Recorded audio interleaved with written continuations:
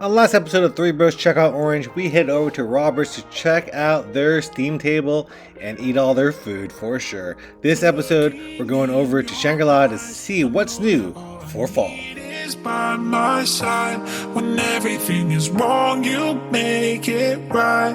The only one who brings me back to life. I've been trying to look for all these things. All right, guys, today I'm here in Shangri with Amara. She's the volunteer services coordinator. and yeah, we're here to check out Shangri because, over here, this is the middle of downtown Orange, and there's a great park over here. And why is there a great Shangri in the middle of Orange?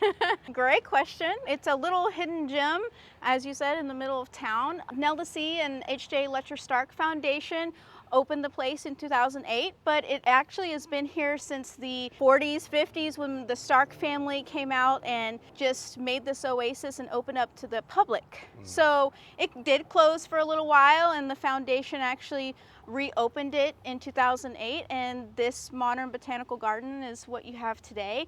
But it really started with the Stark family and the foundation. It's a free venue, so that's a great plus, and we're happy to be here. Yeah, so just over here we saw a bunch of hummingbirds, and you're telling me that they were migrating. And what other animals or what other birds do we see over here? Yeah, so at Shangri-La Gardens, it's kind of a two-part experience. You have the formal botanical gardens where we're going to make our way into, and then you have our natural areas.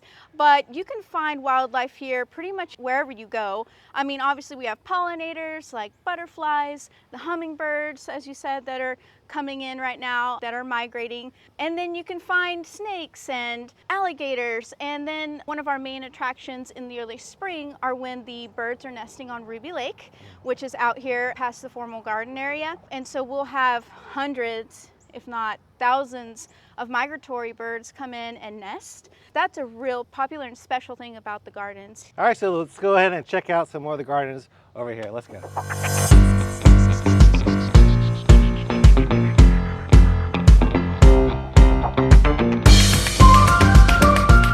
There's so much walking space over here. How many people are working here to maintain all of this? So for Shangri-La staff, we have about over 30 people, but that includes educators, administrators, the horticulture teams. So the horticulture team, you've got about 15 people with grounds and gardeners, really keeping up the place and doing a great job. I mean, it's a lot of work to kind of go from event to event, and they do seasonal color change outs. Then of course we've got some storm recoveries, dashed in there a little bit. So, I mean, it's actually surprisingly like a really modest team that's just out here like making this really beautiful space for us to walk in. Yeah, it's well kept. I mean, I can imagine my parents' garden, they have so many weeds and everything. This place is like, well maintained. So it's amazing what they do over here. Well, we do what we can, and a lot of times you got to kind of just go with the flow, and nature has a mind of its own. And but with all the events coming up, especially with Scarecrow Festival coming up October 11th, you're gonna see some fall color change outs here pretty soon. The pumpkins are gonna be all over the gardens, like about 5,000 pumpkins. Wow. Yeah, it's really awesome. So it's going to be fully decorated. And then they'll do a similar thing to get ready for Christmas and Christmas strolls. And if you've ever come out for those events, it's insane how this place is transformed into like a winter kind of lighted wonderland. And sometimes you guys have the orchestra come out here too, right? Yes, the Symphony of Southeast Texas has come out here in the past and had an orchestra set up in the Great Lawn. And we don't have them on the schedule yet for this coming season, but hopefully we will soon. But that is something that has attracted people to the gardens in the past. So here's the Hironi blind, right here. So let's go check out that place, because that's one of the top features here at Shangri-La that a lot of people come here to see. I don't know if there will be any birds out there today, but let's go find out. So they just created this island on Ruby Lake so that we can plant trees and create more habitat for the nesting birds.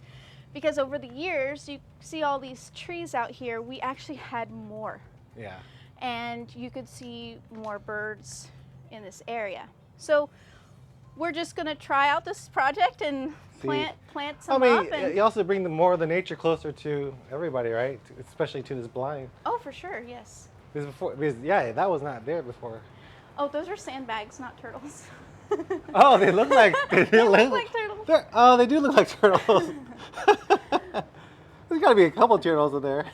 Yeah. So right now they're in this phase where they're covering the island to kind of kill down all the, the weeds and the stuff Right. that have grown in since all the rain.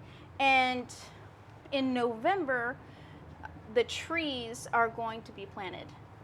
And they're going to be some established trees, so big trees, as far as I've been informed. Yeah.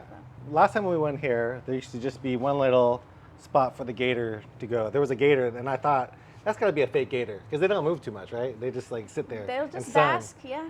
But they were like, that's a real gator. Yep, So- they moved the platform over Oh, there. that's the platform. And right now it's pretty hot for the alligators, and I'm not too fluent with their seasonal like nesting times. I don't know if that's coming up or if they're in that, and that's why they're not really seen. But when it's cool out, especially in the springtime and everything, they're definitely on that platform getting some sun and digesting and that whole bit.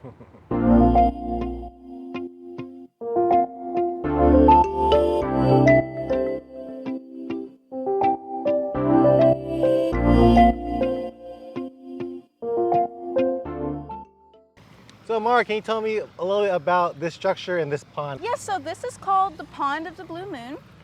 And Mr. Stark, when he opened up the gardens, Shangri-La was actually named after this beautiful oasis in the book or movie called Lost Horizon. And so he got inspiration for this, beautiful paradise. So that's where the name Shangri-La came from. And the Pond of the Blue Moon, I believe that Blue Moon name came from that same book or movie. So that's where the name comes from. And then as far as this cypress gateway, as we call it, the cypress were actually used from down trees from the Hurricane Rita storm. So whenever they were planning to open Shangri-La back in 2005 initially, Rita came through and just blew away so many of our trees. And so they actually had to redesign the gardens, like working off of all that damage. It actually kind of just recreated what you see today. Initially, I believe is going to be more of a shade garden. But yeah, so they just repurposed all this wood, right? So they didn't waste anything. They used a lot of the wood for, what we saw at the courtyard area. And then, the cypress gate, some of the benches that you see around the gardens are made from that wood. Oh, that's awesome. I love it. I love how they take stuff that, they recycled. They recycled their own material down trees and they make something beautiful like this cypress gate right here. All right, so there is this tree over here, right over here. If you look over here, there's a tree and there is the water wall is built around it. Why did y'all decide to do that? It's all about saving trees, right? So we didn't, I think initially there was some debate, what do we do with this tree? It's in the way, and 16th Street is just beyond the wall. And we wanted to create the wall to obviously kind of block out some of that road traffic and muddle it. But really, it was just, hey, let's keep the tree, put a hole in the wall. And it's a really fun little feature, but it's just as simple as that. We didn't want to cut the tree down. We wanted to keep it. I love that. Build around nature, not build over nature.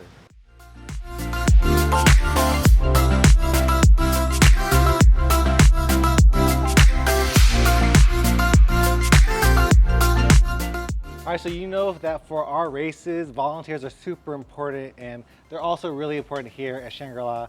And Amara happens to be the volunteer coordinator here. And so tell us, how can people volunteer here at Shangri-La? Hopefully you find it very simple. You have to be at least 18 years old, pass a background check, and attend volunteer orientation. And once you get oriented to the gardens, you can sign up for several different opportunities that we have. They range from being a garden greeter, So greeting our visitors as they come in, getting them oriented to the space and welcoming them. You could be a volunteer boat driver, so you can help us out with our public outpost tour programs or some of the special programs we have going on, like Audubon on the Bayou.